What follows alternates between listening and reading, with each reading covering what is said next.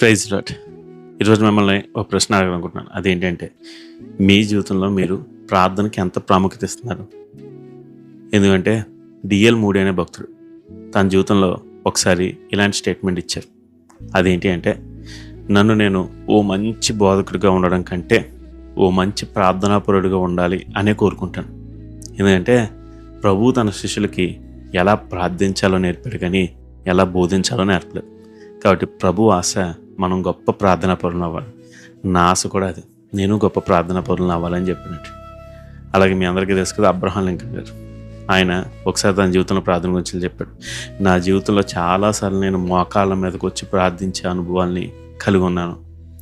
నేను ఎందుకు అలా ప్రార్థించాను తెలుసా? నా జీవితంలో నా ముందున్న దారులు అన్నీ మూసిపోయాయి. నాకు దేవుడు తప్ప వేరే దిక్కులేదు. అందుకనే ఆయన చేరుకోవడానికి నా మోకాళ్ళ మీద పట్టాను. అందుని బట్టి ఈరోజు నేను ఎలా ఉన్నానని చెప్పాడు. ఈరోజు మీ ప్రార్థనా జీవితం ఎలా ఉంది? మీరు ఎలా ప్రార్థిస్తున్నారు? అసలు ప్రార్థిస్తున్నారా? ఇదిగో నిరంతరం ప్రార్థించే అనుభూతి ఉంటారు. మీరు నడుస్తున్నా ప్రార్థించాలి, మీరు పని చేస్తున్నా ప్రార్థించాలి. మీ హృదయం ఎప్పుడూ దేవునితో సంభాషిస్తూనే ఉండాలి. ఆయనతో మనిషితో మాట్లాడినట్టే మాట్లాడండి. వీలైతే ఒంటరిగా ఉండి ప్రార్థించండి. ఇదిగో రోజంతా ప్రార్థించండి, ఎడతెగక ప్రార్థించండి, కృతజ్ఞతాస్తుతులు చెల్లించండి. మీ కష్టాలు చెప్పండి, మీ బాధలు చెప్పండి. దేవుడు మాట్లాడుతూ ఉంటే వినండి, దేవుడితో ముచ్చటించండి. ఇదిగో మీరు అలా చేస్తూ ఉంటే మీ జీవితంలో గొప్ప అద్భుతాలు చూస్తారు. ప్రభు అది ఎంతో ఇష్టపడతారు.